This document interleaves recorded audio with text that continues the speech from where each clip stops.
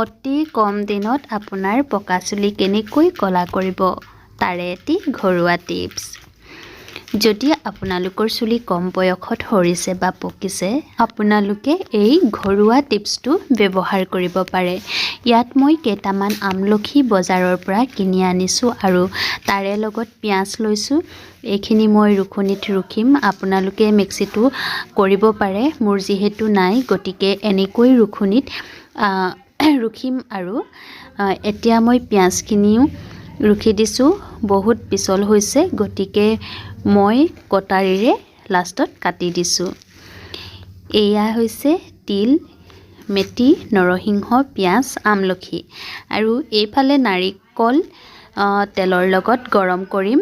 এইখিনি প্ৰথমে তেলখিনি লৈ লৈছোঁ আৰু তাৰপিছত আমলখিখিনি আৰু পিঁয়াজ মানে যি বস্তু মানে যোগাৰ কৰিছিলোঁ সেই গোটেইখিনি দি দিছোঁ আৰু এনেকৈ 10 মিনিটমান গেছটো একেবাৰে মানে কমাই ঘনাই লৰাই থাকিব লাগিব। আৰু এয়া দেখিলেনে লাহে লাহে ৰংবোৰ ওলাই আহিছে আৰু এতিয়া অলৰেডি হৈ গ'ল।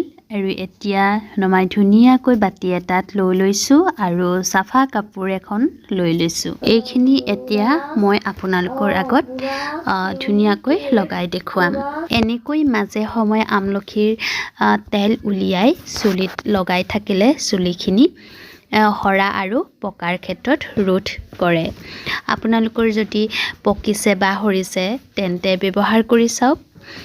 এমাহত 3 বাৰকৈ লগাই চাওক, খুব সোনকালে ভাল ৰিজাল্ট পাব।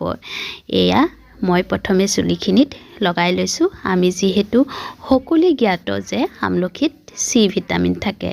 আমলখিৰ গুণাগুণ বহুতেই আছে আৰু বহুতেই জানে, মই বেলেগকৈ কোৱাৰ প্ৰয়োজন নাই, নহয় জানো? কিন্তু চুলিৰ ক্ষেত্ৰত মই যিটো ভাল ৰিজাল্ট পাইছোঁ সেইটোহে আপোনালোকৰ আগত শ্বেয়াৰ কৰিছোঁ, যাতে আপোনালোকেও উপকৃত হয় বুলি। এনেকৈ মই আপোনালোকে 3 ঘণ্টা বা 1 ঘণ্টা লগায়ো ধুই পেলাব পাৰে, কিন্তু মই এয়া ৰাতিহে লগাই আছোঁ। যিহেতু মই গোটেই ৰাতিটোত এনেকৈ ৰাখি দিম আৰু ৰাতিপুৱা সময়ত মই ধুই পেলাম। সেই গোটেইখিনি ভালকৈ লগাই লৈছোঁ ছাইডত আৰু দীঘল যিহেতু অলপ, সেইকাৰণে পিছফালেও লগাই লৈছোঁ, আগফালেও গোটেই মানে কি বুলি কয় তালুলৈকে লগাইছোঁ আৰু যাতে সোনকালে নতুন চুলি গজক বুলি।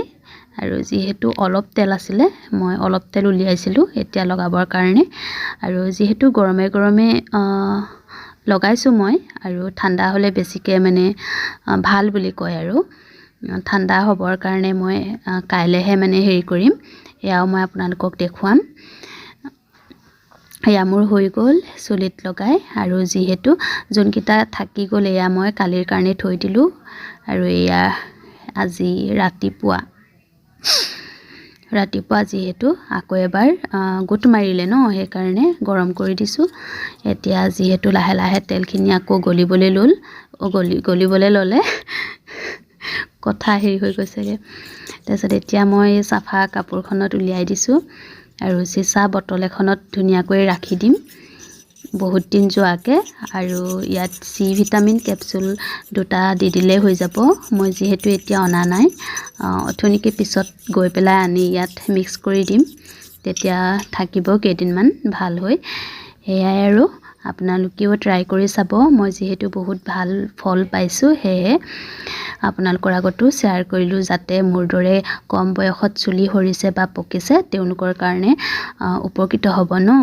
সেয়েহে আৰু এয়া ধুনীয়াকৈ মই চেপি ধুনীয়াকৈ হেৰি কৰি দিছোঁ আৰু যিখিনি থাকিলে এইখিনি মই পেলাই দিম। এয়া দেখিছেনে কি ধুনীয়া হৈছে। এতিয়া আৰু ৰাতিপুৱা হ'ল, মই যোৱা ৰাতিয়ে লগোৱা হয়। আৰু এয়া দেখিছেনে কি ধুনীয়া হৈছে কালাৰ, আৰু চুলিখিনি একেবাৰে মানে সতেজ, মানে কোমল হৈ গ'ল।